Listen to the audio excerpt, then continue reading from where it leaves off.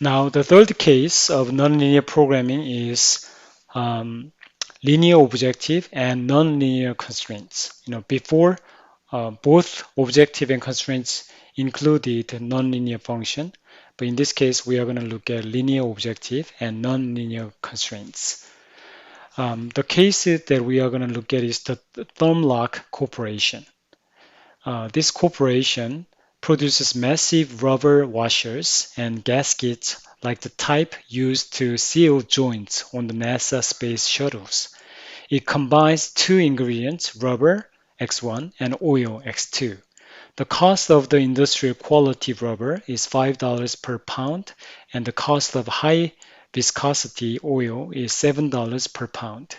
Two of the three constraints are nonlinear. And here is the linear programming format given to us. Minimize cost 5 times x1 plus $7 times x2. So that's a linear function. And we have constraints, three constraints. First one is hardness constraint, 3x1 plus 0.25x1 squared plus 4x2 plus 0.3x2 squared is equal greater or equal to 125.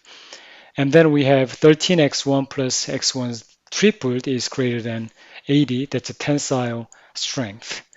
And lastly, elasticity is 0.7x1 plus x2 greater than or equal to 17. So that's a linear function. So it's all mixed together. And how do we solve this one using Excel?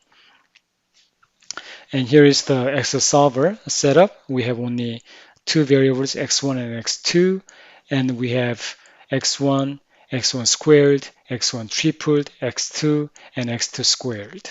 And enter corresponding coefficient, which is 5 and 7. This is a linear objective function.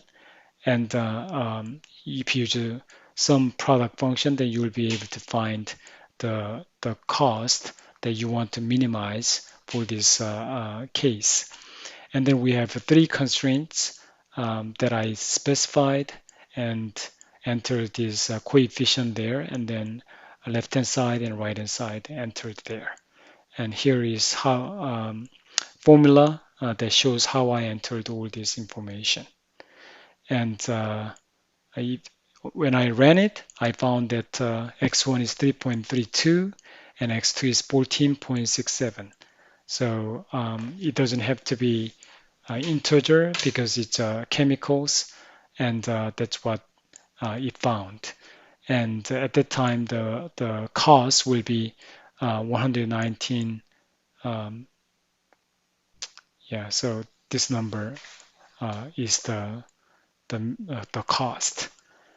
And I will show you how I did this shortly. But before doing that, let me show you the sensitivity analysis result. So here's the result of sensitivity. And if you look at it, you see that the final value came out. And there's a Lagrange multiplier, right? Lagrange multiplier. What does that mean by this Lagrange multiplier?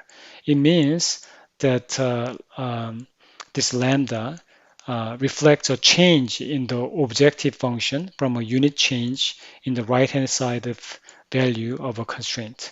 In other words, look at this 7. The value of for z is 7, meaning that when the elasticity increase by 1, then what happens is that $7 will increase in cost, right? So that's what it means. Here, 0.0021 means tensile strength increases, the resource increases by 1, then the cost will increase by 0.002. So that's what it means. So if tensile increases by 100, then about $2 is going to increase. So that's how you can interpret your sensitivity analysis by looking at Lagrange multiplier. And I'll walk through how to do this on Excel. Thank you.